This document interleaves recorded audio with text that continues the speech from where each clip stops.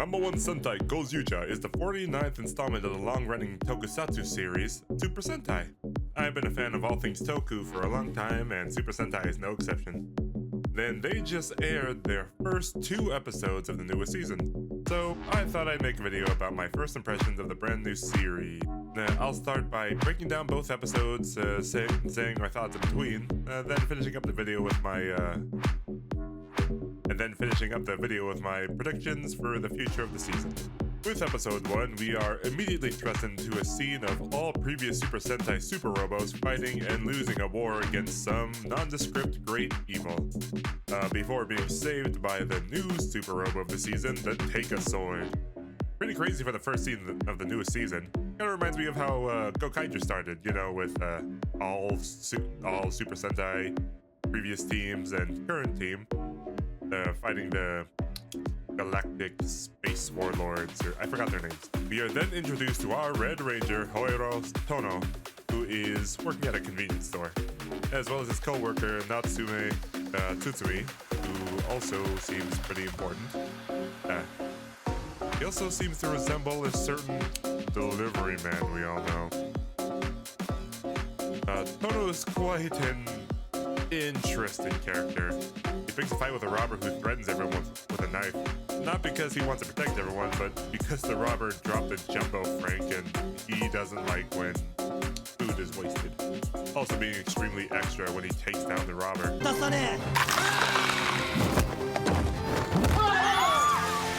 But after the robber is down, the boss fires him. I mean, I know he's kind of an ass, but he just saved all of you. At least let him take those jumbo franks to go with him for thanks. We then cut to seeing his living situation, being in the care of Sayori Ijima and her son Aoi, where we then learn that this is far from his first job that he's been fired from.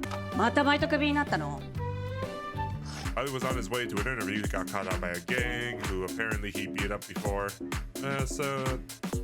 Tono doesn't really care at first, but then when they threaten Sayori and Aoi, he follows them to protect them. So it's good to know he has things to protect in his life. Tono lets all of the gang wail on him, but even after every hit, he refuses to fall, not fighting back because this isn't worth it. And the gang loses steam and leaves, but it looks like he took a lot more damage than he put up front about, and he was about to collapse. But then Tsutsumi comes to help him.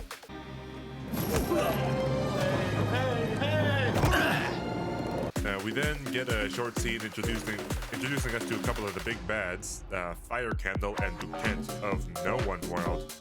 Cutting back to Tsutsumi and Tono, they are both in a park having a bit of a heart-to-heart. Tsutsumi spilling out all of his hopes and dreams about being #1 in the music world, and Tono saying he doesn't have any of those. Earlier saying that he doesn't value his own life and that he's just a stray.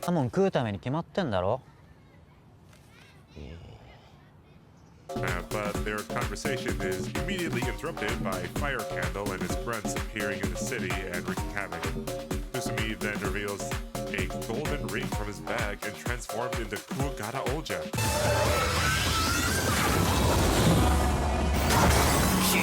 Tono got caught in the crossfires in the fight, but then got teleported to the Robo graveyard where the Take-A-Sword was.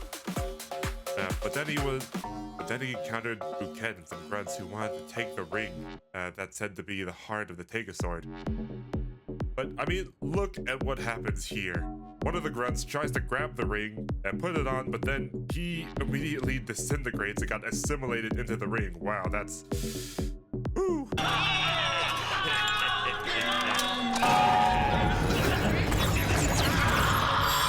But then the ring falls towards Tono. He has the ring, and Bouquet is trying to convince him to hand it over. But after seeing all the destruction #1 World is causing, as well as Tsutsumi being pushed back, Tono puts on the ring.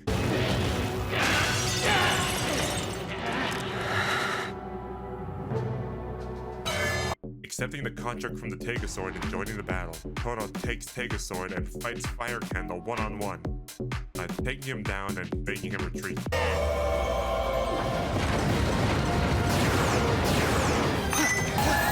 But it isn't over yet, as the goons were still tearing up the city.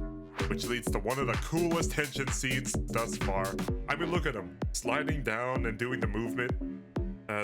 Sliding down, take a sword and doing the movements. It's just pretty crazy. And then so, Gozyuger was born.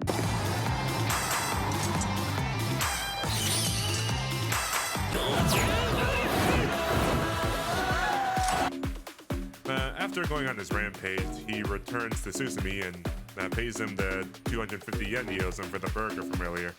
So, yeah, I forgot to say this earlier, but he didn't accept the ring just because he wants to protect the city or any kind of justice kind of answer. He wanted to save Susumi because he still owes him 250 yen for a burger he bought for him.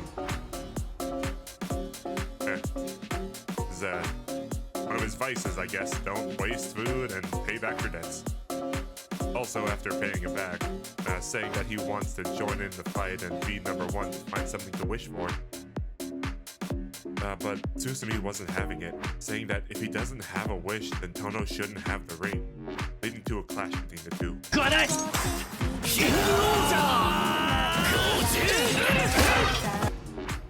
Now, let me just say, this is one of the wildest starts to a Super Sentai season I've seen in a while. Everything being so over the top and in your face, and I absolutely love it. Left me wanting more, a lot more, to know about Tono and the whole tournament and stuff.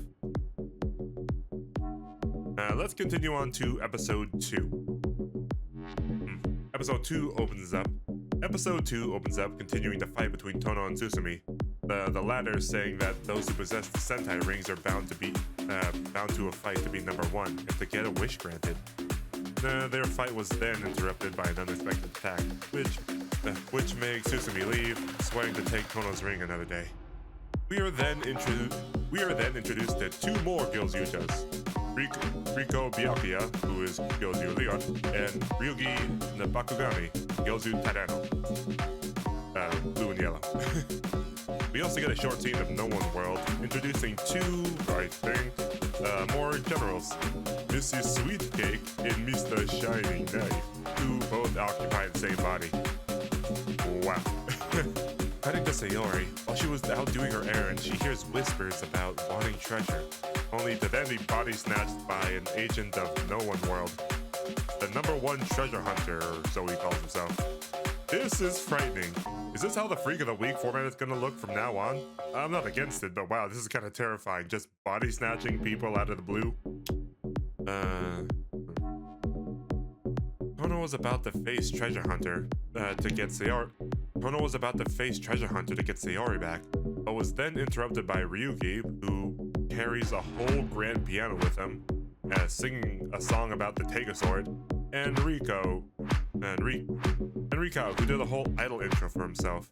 They all transform and a fight ensues. But instead of an all-out brawl, Treasure Hunt challenges the 3 Gozyugers to a treasure hunting battle. The one with the most treasure wins, and the treasure hunter can't wreck the city while they compete, which is one of the conditions they proposed. Then comes a montage of all of them looking for treasure. Ryuki, who finds buried treasure after throwing a huge tree at Tono, who was using Tegasword as a shovel to find his own treasure. Riko pretty much scamming an old couple who were fans of his to give him a valuable vase. And Tono just kind of flopping. Now, while looking for treasure, Tono sees Aoi being picked on by an older kid who was holding Aoi's quote-unquote treasure hostage, which Tono scares him off. Aoi's treasure turned out to be his favorite onigiri that his mom made, which he then splits with Tono. In the end, Treasure Hunter got the most treasure, but then Tono swoops in and steals all the treasure, which he uses as a bargaining chip to challenge Treasure Hunter to an all-out fight. It was gonna always end up like this. Everyone fights and saves the day. Riko and Ryugi moving into the lodge with Tono, and Tono still penniless and looking for a job. Now, about episode 2, I'm not exactly sure if there was an obvious message here, but the way I thought the episode was gonna end was like when Aoi was splitting the onigiri with Tono, he was gonna bring it as like This is my treasure, and it's worth more than anything you could ever bring. And it'd be like sentimental and stuff like that, but I guess they didn't want to go the corny route. Yeah, I thought it would be pretty funny. And here are my ending thoughts. I'll be real, with just episode 1, I was still a bit iffy with the season. It's exciting, the characters are fantastic, and the concept was fascinating, but for some reason it didn't draw me in. But then when episode 2 aired, it had me hooked. I guess I just needed to see more character interactions and stuff. The villains are super fun and weird. How they appear out of circles, just like any circles anywhere. Like, does it have to be perfect circles, or can they appear out of ovals too? I don't know. They can also like appear out of the circles on pieces of paper, or even the circles on the spandex of their minions. That's weird. They're like Russian nesting dolls, but they come out of the circle. The 3 rangers we've seen thus far are interesting. There's a lot more to Tono's background that I'm sure we all want to know, and also how he's kind of a penny pincher and just doesn't like wasting food. Ryugi being the lovable oath, but also being a Pegasort devout. Ryuko being the classic self-absorbed idol, but I guess he was part of a unit before or something? And the other 2 we know nothing about yet. I really like the style of it all. The fighting game aesthetic they dip in and out of when fighting is great, and it kind of reminds me of early Kamen Rider X8 graphics for their finishers. And also the standoff scenes between Tono and the villains are super cool. I noticed that when they do the whole zoom out of the ring, behind each of the quote-unquote competitors, there is like a cheering section, and on the villain side, obviously all the grunts and stuff are cheering them on, but on the hero side, there's just kind of a small amount of people cheering them on for now. I could totally see, like, as the series progresses, or as they're all in the ring together, maybe, that they're backing, like, the people cheering for them is just gonna keep growing and growing, so it's like 2 crowds cheering for their champions, that kind of thing, you know? And lastly, Taya, Tsusumi, I'm really curious what they're gonna do with him. He swore a rivalry with Tono to have his wish come true. I think there's a lot they could do with that storyline. Slight prediction on my part involving Tsusumi.